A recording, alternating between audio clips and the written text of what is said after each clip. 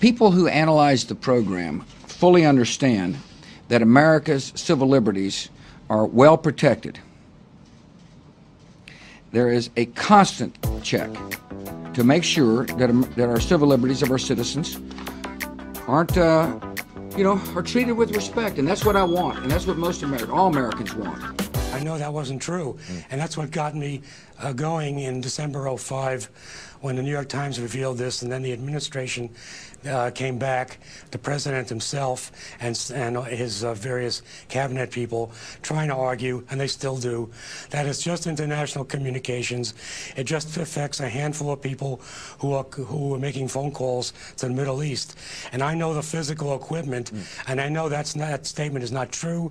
It involves millions of communications, a lot of it domestic communications that they're copying wholesale, sweeping up into that secret room. Now, let me talk about the phone companies. You cannot expect phone companies to participate if they feel like they're going to be sued. I mean, these people are responsible for shareholders. They're private companies. The government said to those who have alleged to have helped us that it is in our national interest and it's legal. I mean, under this bill, large corporations and big government can work together to violate the United States Constitution, use massive databases to spy, to wiretap, to invade the privacy of the American people.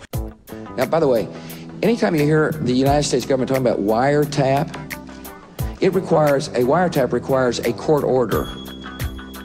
Nothing has changed, by the way. When we're talking about chasing down terrorists, we're talking about getting a court order before we do so.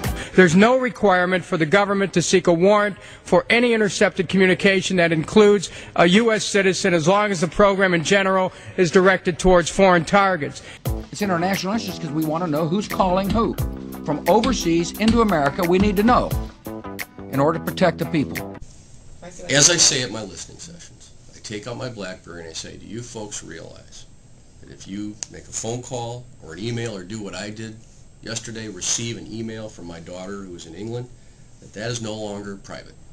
That the government can suck up all your emails and all your phone calls, whether it be to your son or daughter in Iraq or your child that's a junior year abroad or a reporter over there, and there's no court oversight of it at all. It's just trust us by the administration. That's what's going on in this legislation.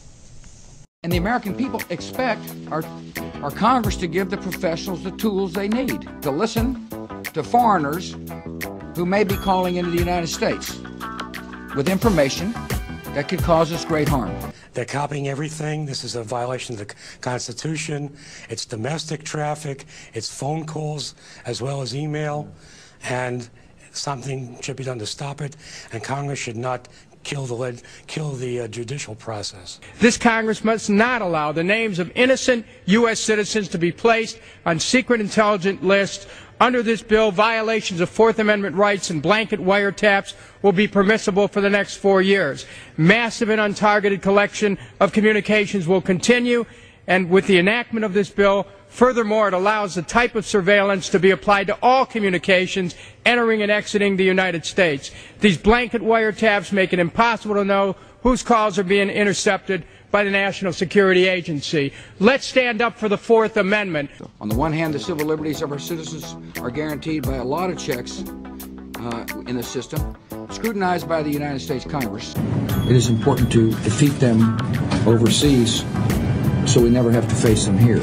Let's remember, when this country was founded, Benjamin Franklin said, those who would give up their essential liberties to achieve a measure of security deserve neither. God bless America.